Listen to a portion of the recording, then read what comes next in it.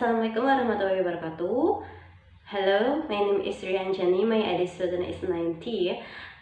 Di sini saya akan melanjutkan penjabaran dari teman saya mengenai bahasa language is social action. Kali ini poin yang akan dibahas yaitu mengenai social base of language uses. Teman-teman bisa ya lihat di slide tentang social base of language use. Bagian pertama yaitu tentang language studies.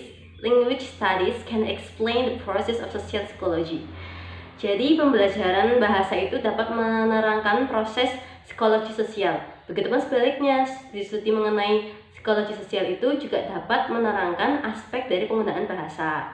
Nah, biasanya pembicaraan secara singkat itu terjadi antara dua interaktan atau dua orang, yang mana mereka itu akan cenderung lebih berbicara dengan mengenai hal-hal yang penting ataupun hanya sekedar obrolan kosong.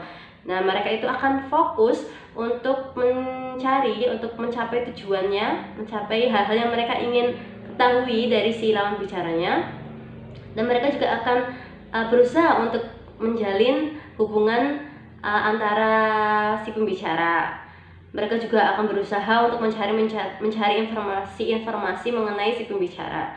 Nah, hal tersebut terjadi melalui penggunaan bahasa, yang mana semua aktivitas sosial tersebut tidak akan lepas dari yang namanya penggunaan bahasa, karena bahasa sendiri itu sudah melekat di dalamnya. Oke, next slide yang bagian what does this entail for the study of language. Jadi apa saja sih yang tercangkup dalam pembelajaran bahasa?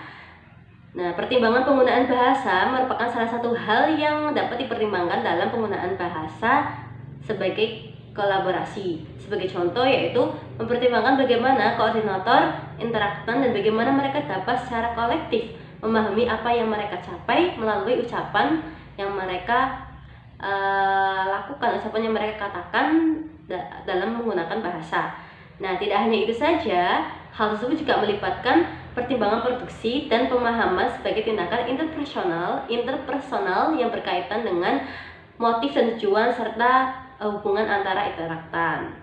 Oke, next slide. However, text and conversation are different, by which conversation may change into social action. Akan tetapi teks dan percakapan itu berbeda-beda ya teman-teman, yang mana percakapan dapat berubah menjadi tindakan sosial. Nah, seorang penulis itu memiliki sebuah tujuan tertentu dalam menghasilkan teksnya atau menghasilkan tulisannya, sedangkan si pembaca juga memiliki tujuan tertentu dalam membaca teksnya. Padahal di antara keduanya itu tidak terjalin hubungan atau komunikasi secara langsung, sehingga penggunaan bahasa tersebut bersifat interaktif. Uninteraktif tidak interaktif ya teman-teman. Nah, obrolan-obrolan yang melalui email ataupun chat room memiliki sifat yang hampir sama dengan pembicaraan secara langsung ataupun kalimat dalam teks. Namun tetap ada perbedaannya ya teman-teman. Perbedaannya itu yaitu pemahaman percakapan langsung dapat berbeda dengan kata-kata atau dengan kalimat yang tertulis. Nah, setiap pembicara juga akan melakukan tindakannya melalui kata-katanya, dan sedangkan si pendengar hanya fokus untuk mendengarkan apa yang dia bicarakan tanpa melakukan tindakan. Tetapi nanti juga akan bergiliran ya teman-teman. Bergiliran maksudnya di sini misalkan si pendengar sedang mendengarkan si pembicara, ini setelah itu si pendengar juga akan mendapatkan giliran atau bagian untuk dia berbicara, untuk melakukan tindakan-tindakannya juga sesuai dengan apa yang dia bicarakan. Nah, lalu bagaimana caranya kita mengenali tindakan si lawan bicara dengan kata-katanya? Nah, caranya itu kita dapat menyimpulkan apa yang dia bicarakan, apa yang si pembicara itu bicarakan